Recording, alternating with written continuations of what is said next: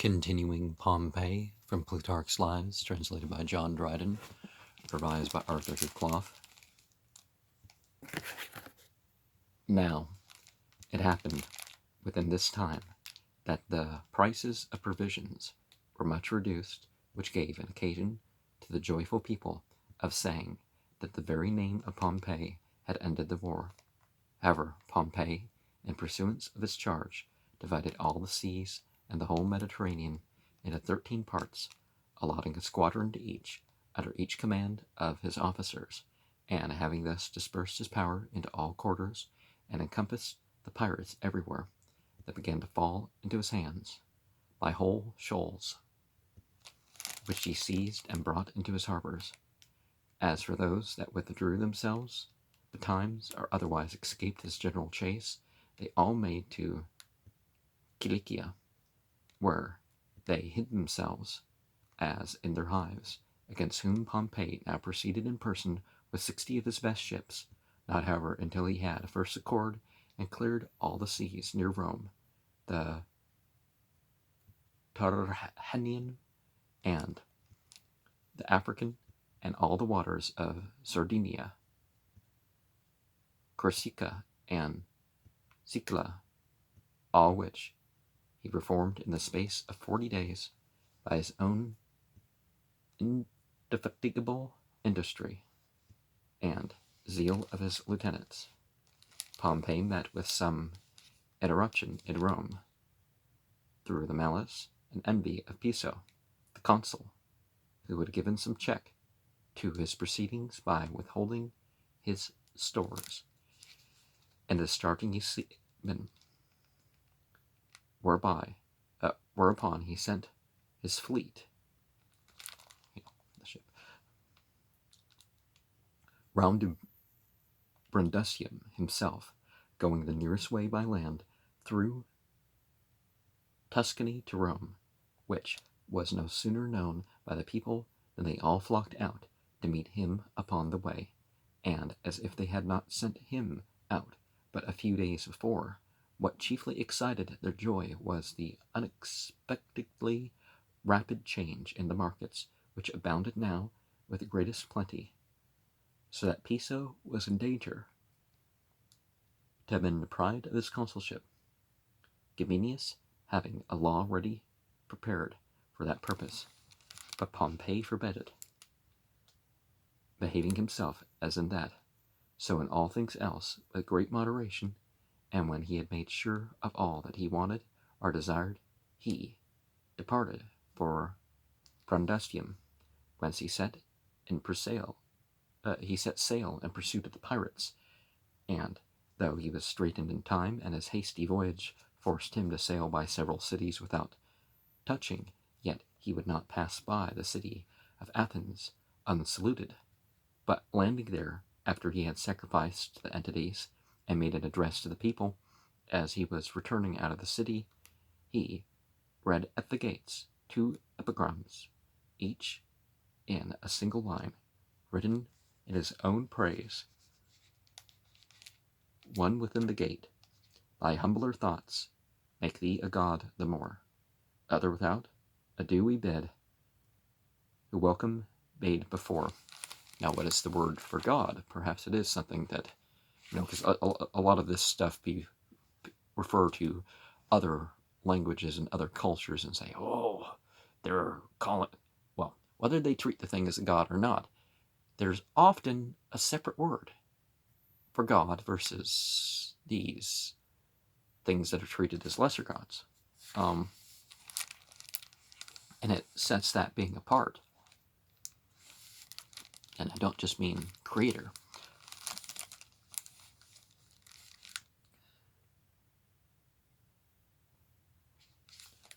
Now, because Pompey had shown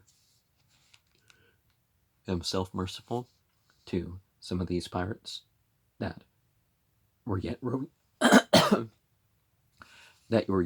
in bodies about the seas, having upon their supplication ordered the seizure of their ships and persons only, without any further process or severity. Therefore the rest of their comrades, in hopes of mercy too, made their escape from his other commanders, and surrendered themselves with their wives and children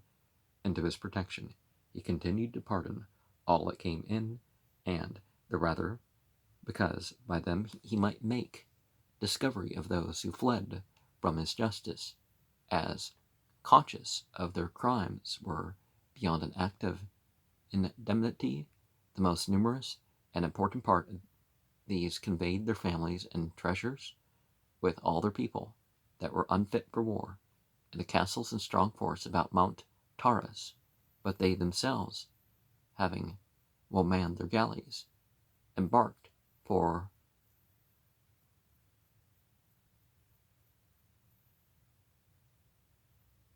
Coracesium in Cilicia, where they received Pompey and gave him battle. Here they had a final overthrow and retired to the land, where they were besieged. At last, having dispatched their heralds to him with a submission, they delivered up to his mercy themselves, their towns, islands, and strongholds, all which they had so fortified that they were almost impregnable, and scarcely even accessible. Thus was the war ended, and the whole power of the pirates at sea dissolved everywhere in the space of 3 months, wherein, besides a great number of other vessels, he took 90 men of war with brazen beaks, and likewise prisoners of war to the number of no less than 20,000.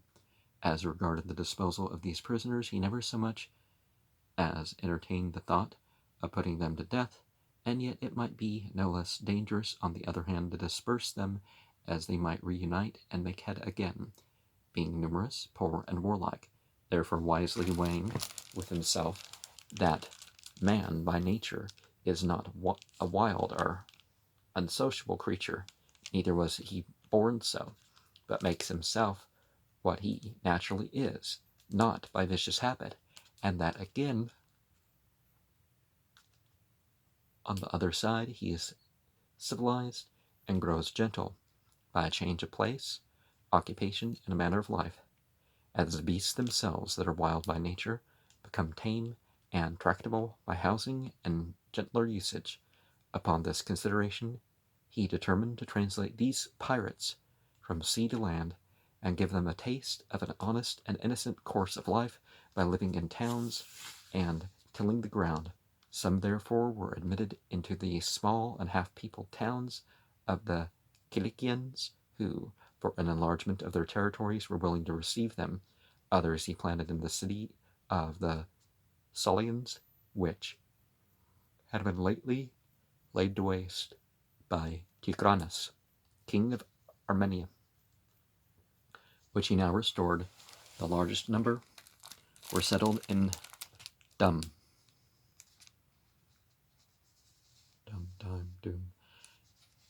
the town of Achaia, at that time extremely depopulated and possessing an abundance of good land. However, these proceedings could not escape the envy and censure of his enemies, and the course he took against Metellus in Crete was disapproved of even by the chiefest of his friends, for Metellus, a relation of Pompey's former colleague in Spain, had been sent praetor into Crete, before this province of the seas was assigned to Pompey. Now Crete was the second source of pirates next to Cilicia, and Metellus, having shut up a number of them in their strongholds, and there was engaged in reducing and extirpating them. Those that were yet remaining and besieged sent their supplications to Pompey, and invited him into the island as part of its province, alleging it to fall, every part of it, within the distance from the sea specified in his commission, and so within the precincts of his charge. Pompey, receiving the submission, sent letters to Metellus, commanding him to leave off the war, and others in like manner to the cities, in which he charged them not to yield any obedience to the commands of Metellus. And after these he sent Lucius Octavius,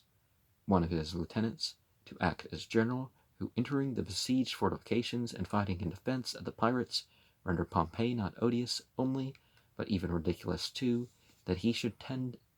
lend his name as a guard to a nest of thieves that knew neither God nor law, and made his reputation serve as a sanctuary to them, only out of pure envy and emulation to Metellus, for neither was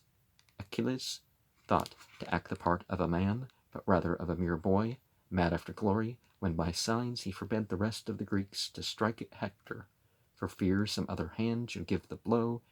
and he lose the first honor of the victory. But you can lose if you pull that stuff. Where Pompey even sought to preserve the common enemies of the world, only that he might deprive a Roman praetor, after all his labors, of the honor of a triumph.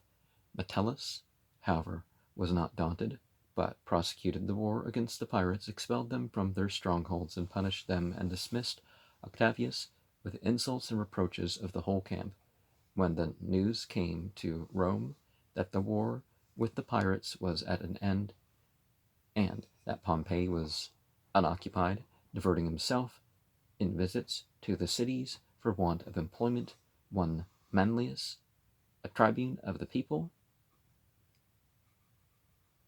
preferred a law that Pompey should have all the forces of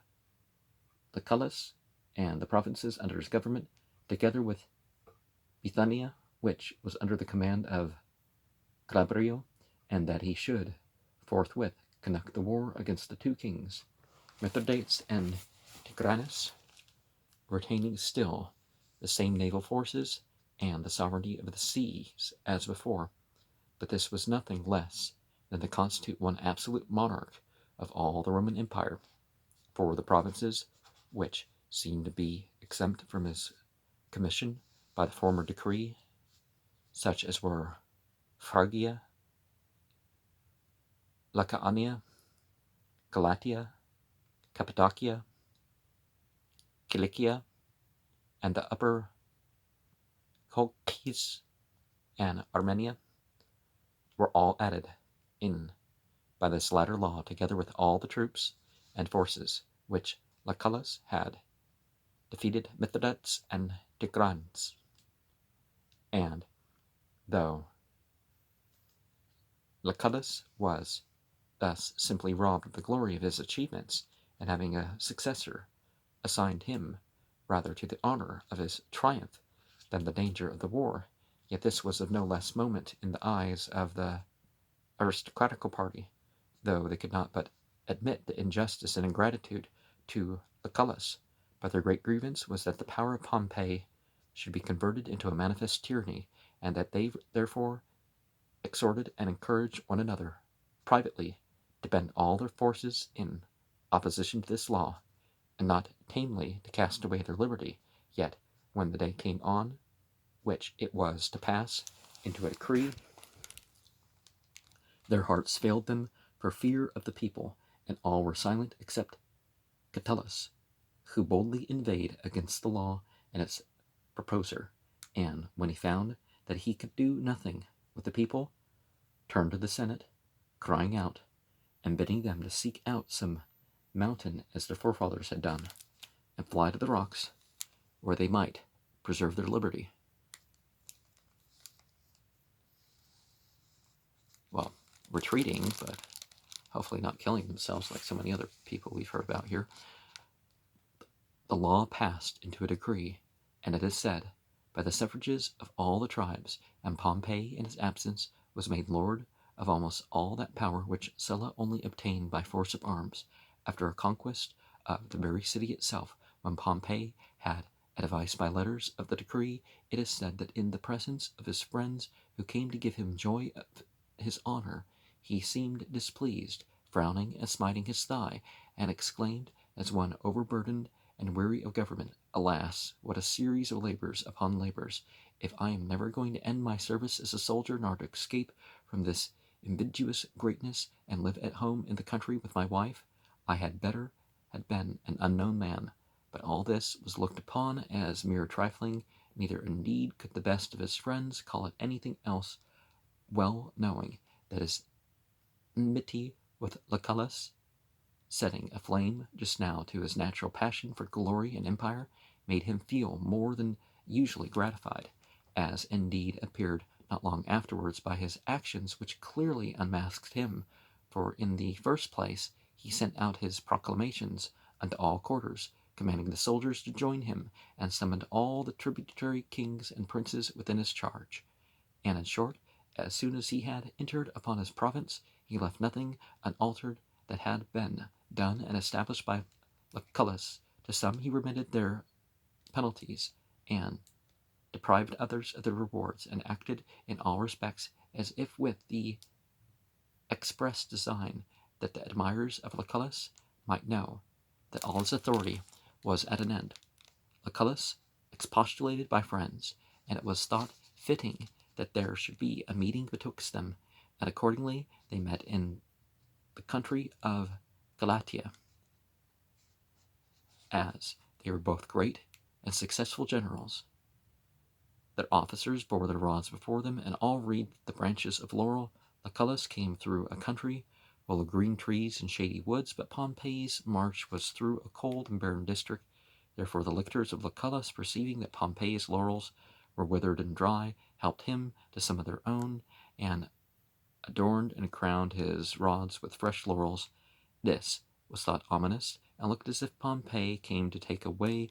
the reward and honor of Lucullus's victories. Lucullus had the priority of the order of consulships, and also in the age of Pompey's two triumphs made him the greater man. Their first addresses in this interview were dignified and friendly, each magnifying the other's actions and offering congratulations upon his success, but when they came to the matter of their conference or treaty, they could agree that no fair or equitable terms of any kind They could agree on no fair or equitable terms of any kind, and even came to harsh words against each other, Pompey upbraiding Lucullus with avarice, and Lucullus retorting ambition upon Pompey, so that their friends could hardly part them. Lucullus, remaining in Galatia, made a distribution of the lands within his conquest, and gave presents to whom he pleased, and Pompey, encamping not far distant from him, sent out his prohibitions, forbidding the execution of any of the orders of Lucullus, and commanded away all his soldiers except 1,600, whom he thought likely to be unserviceable to him, being disorderly, mutinous, and whom he knew to be hostile to Lucullus. And to these acts he added satirical speeches, detracting openly from the glory of his actions, and giving out that the battles of Lucullus had been but with the mere stage shows and idle pictures of royal pomp, whereas the real war against a genuine army, disciplined by defeat, was reserved to him. Mithridates, there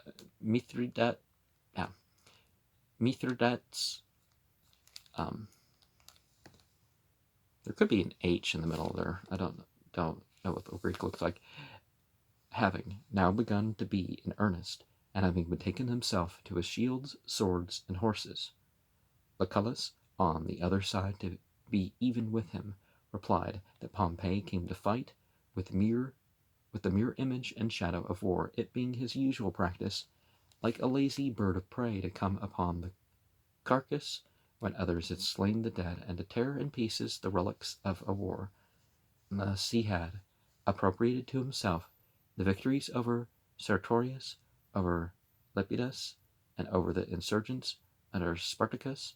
whereas this last had been achieved by Crassus, that obtained by Catullus, and the first won by Metellus. And therefore it was no great wonder that the glory of the Pontic and Armenian war should be usurped by a man who had condescended to any artifices to work himself into the honor of a triumph over a few runaway slaves. After this, Lucullus went away, and Pompey, having placed his whole navy in guard upon the seas betwixt Phoenicia and Bosphorus, himself marched against Mithridates, who had a phalanx of 30,000 foot, with 2,000 horse, yet durst not bid him battle. He had encamped upon a strong mountain, where it would have been hard to attack him, but abandoned it in no long time as destitute of water. No sooner was he gone but Pompey occupied it,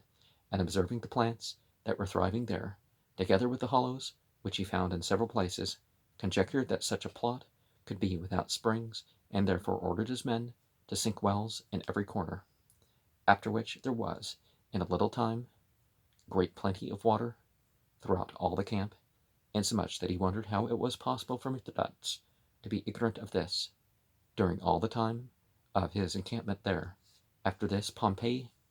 followed him to his next camp, and there, drawing lines round about him,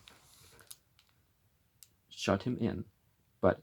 he, after having endured a siege of 45 days, made his escape secretly, and fled away with all the best part of his army, having first put to death all the sick and unserviceable. Not long after, Pompey took him again near the banks of the river Euphrates, and I'll just say Euphrates, but because that may not be, but anyways, and encamped close by him, and because I don't remember what the Greek is for Euphrates, or I'm not sure if they changed the spelling just of some of these things to put them in here, but the banks of the river Euphrates, and camped close by him, and fearing lest he should pass over the river and give him the slip thereto, he drew up his army to attack him at midnight, and at that very time Mithridates, it is said, saw a vision in his dream foreshadowing what should come to pass, for he seemed to be under sail in the Euxine Sea, with a prosperous gale, and just in view of the Bosphorus, discoursing pleasantly with the ship's company, as one overjoyed for his past danger and present security, when on a sudden he found himself deserted of all, and floating upon a broken plank of the ship, at the mercy of the sea. Whilst he was laboring under these passions and phantasms, his friends came and awaked him with the news of Pompey's approach, who was now, indeed, so near at hand that the fight must be for the camp itself, and the commanders accordingly drew up the forces in battle array. Pompey, perceiving how ready they were, and well prepared for defense, began to doubt with himself whether he should put it to the hazard of a fight in the dark, judging it more prudent to encompass them only at present, lest they should fly, and to give them battle with the advantage of numbers the next day. But his oldest officers were of another opinion, and by entreaties and encouragements obtained permission that they might charge them immediately. Neither was the night so very dark, but that, though the moon was going down, it yet gave light enough to discern a body, and indeed this is one especial disadvantage to the king's army, for the Romans coming upon them with the moon on their backs, the moon being very low and just upon setting, cast the shadows a long way before their bodies, reaching almost to the enemy, whose eyes were thus so much deceived, and not exactly discerning the distance, but imagining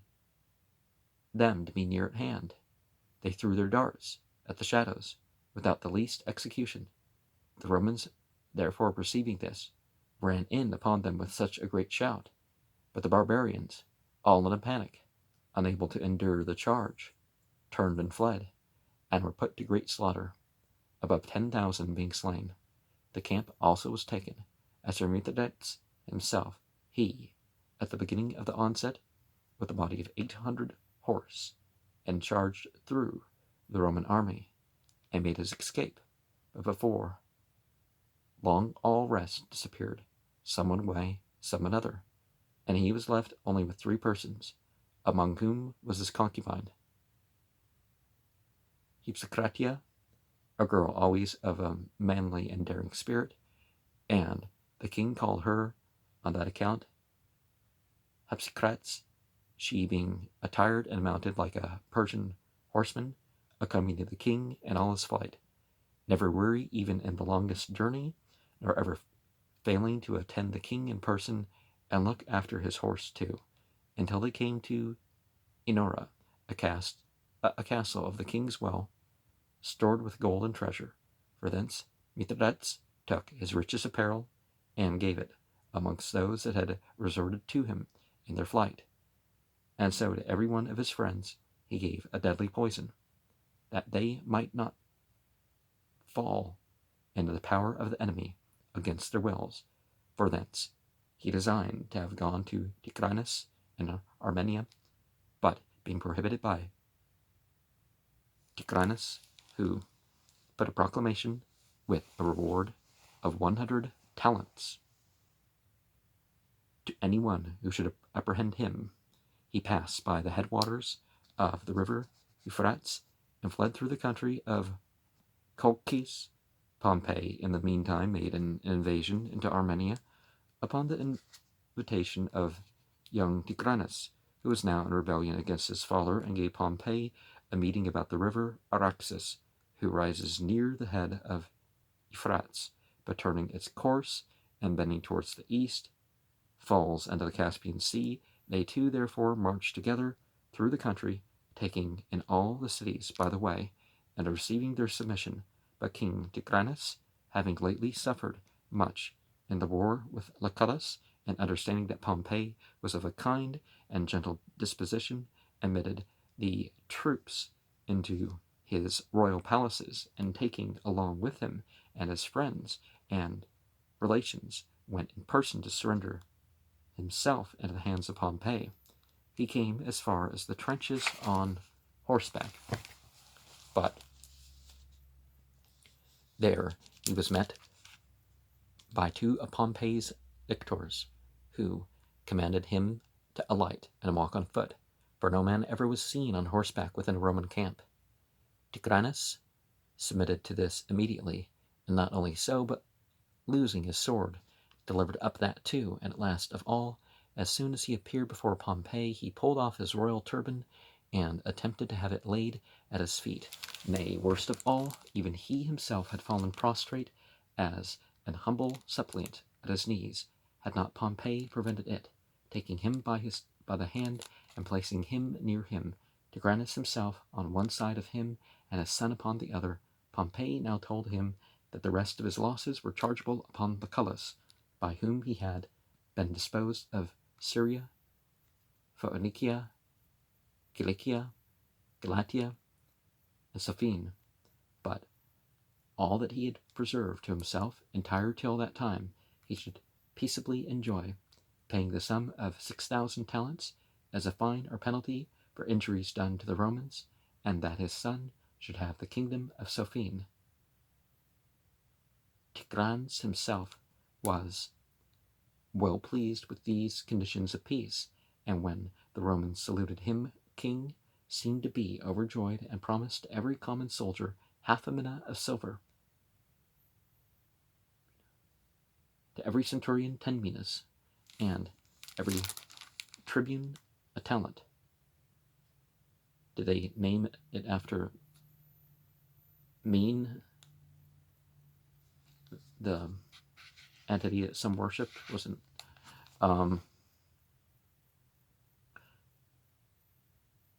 Mina, but the son was displeased insomuch that when he was invited to supper, he replied that he did not stand in need of Pompey for that sort of honor, for he would find out some other Roman to sup with. Upon this, he was just into a close arrest and reserved for the triumph. Not long after this, Phraates, king of Parthia, sent to Pompey and demanded to have young Tyrannus as his son-in-law given up to him, and that the river Euphrates should be the boundary of the empires. Pompey replied that for Tyrannus he belonged more to his own natural father than his father-in-law. So Pompey, leaving Armenia in the custody of Afranius, went himself in chase of Mithridates to do which he was forced of necessity to march through several nations inhabiting about Mount Caucasus.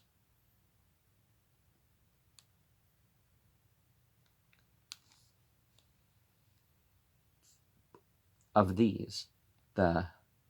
Albanians and the Iberians were the two chiefest. The Iberians stretch out as far as the Moschian Mountains and the Pontus. The Albanians lie more eastwardly, toward the Caspian Sea. These Albanians at first permitted Pompey, upon his request, to pass through the country, but when winter had stolen upon the Romans whilst they were still in the country, and they were busy celebrating the festival of Saturn, they mustered a body of no less than 40,000 fighting men, and set upon them, having passed over the river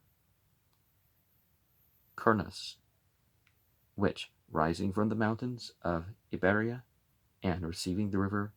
Araxes in its course from Armenia, discharges itself by 12 mouths into the Caspian, are, according to others, the Araxes does not fall into it, but they flow near one another, and so discharge themselves as neighbors into the same sea. It was in the power of Pompey to have obstructed the enemy's passage over the river, but he suffered them to pass over quietly, and then leading on his forces as giving battle, he routed them and slew great numbers of them in the field. The king sent ambassadors with his submission, and Pompey, upon supplication, pardoned the offense, and making a treaty with them, he marched directly against the Iberians, a nation no less in number than the other, but much more warlike and extremely desirous of gratifying Mithridates and driving out Pompey. These Iberians were never subject to the Medes or the Persians, and they happened likewise to escape the dominion of the Macedonians, because Alexander was so quick in his march through the Hyrcania. But these also Pompey subdued in a great battle, where there were slain 9,000 upon the spot, and more than 10,000 taken prisoners. From thence he entered into the country of Colchis, where Servilius met him by the river Phasis, bringing the fleet with which he was guarding the Pontus. The pursuit of Mithridates, who had thrown himself among the tribes inhabiting Bosphorus and the shores of the Maotian Sea, and presented great difficulties. News was also brought to Pompey that the Albanians had again revolted. This made him turn back, out of anger and determination not to be beaten by them, and with difficulty and great danger passed over the Cernus, which the barbarous people had fortified a great way down the banks with palisadoes, and after this,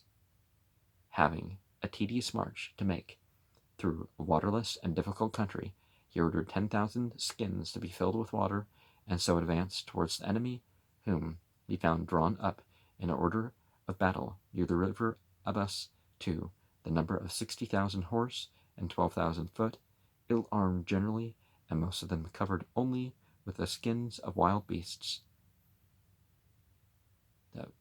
Doesn't that remind you of some of the stuff about Dhul-Qarnayn? The people he encountered. Their general was Cassis, the king's brother, who, as soon as the battle was begun, singled out Pompey, and rushing in upon him, darted his javelin into the joints of his breastplate, while Pompey in return struck him through the body with his lance and slew him. It is related that in this battle there were Amazons fighting as auxiliaries with the barbarians, and that they came down from the mountains by the river Thermodon. For that, after the